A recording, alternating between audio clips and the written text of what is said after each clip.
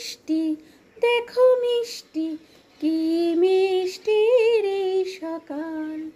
সোনা ঝরছে ঝরে পড়ছে, কি মিষ্টি রে সকাল।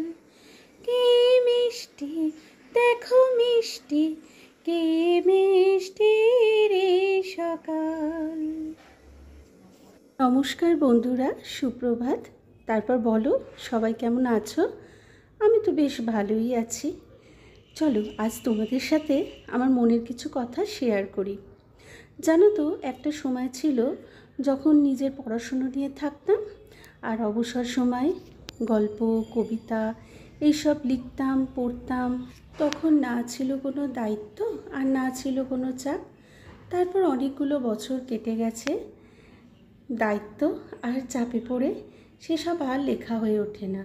কিন্তু তোমাদের ভালোবাসায় আপ্লুত হয়ে আজ আবার একটা কবিতা লিখে ফেললাম।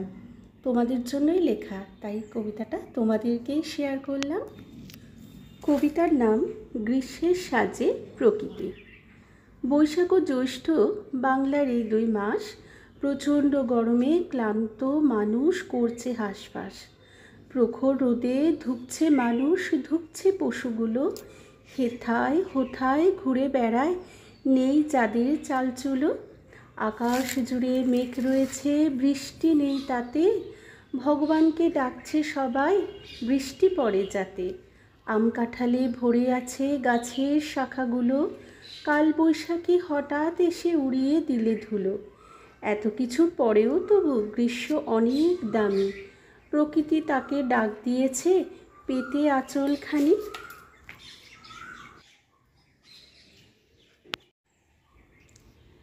আমার স্বরচিত কবিতাটা তোমাদের কেমন লাগলো কমেন্ট করে জানিও। আর আজকের সকালবেলাটা কি সুন্দর দেখো।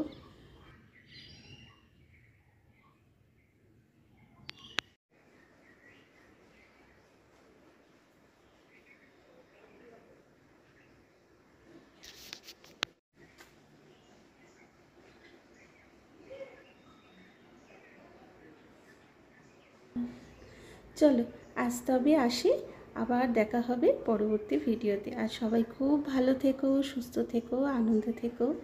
টাটা।